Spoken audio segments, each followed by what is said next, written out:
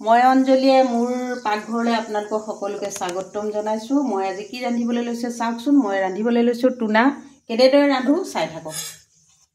এয়া তেল গৰম হ'ল। তেলত মই জ্বলাই লোৱা তেজপাতখিলা প্ৰথমতে দিলোঁ। তেজপাতখিলা অকণমান জ্বলাই ল'লোঁ। লগতে দি দিলোঁ পিঁয়াজ, ইফালে আদা নহৰু দিলোঁ। এয়া তেলত মোৰ সকলোখিনি দিয়া হৈ গ'ল। এইখিনি দেখুওৱা নহ'লে এতিয়া মই বইল কৰি লোৱা মটৰ আৰু আলুখিনি তেলতে এনেদৰে দি দিলোঁ।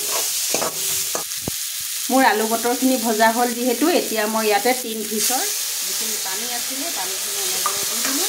লগতে অকণমান গৰম কৰি থোৱা উতলা পানী ইয়াতে দি দিলোঁ।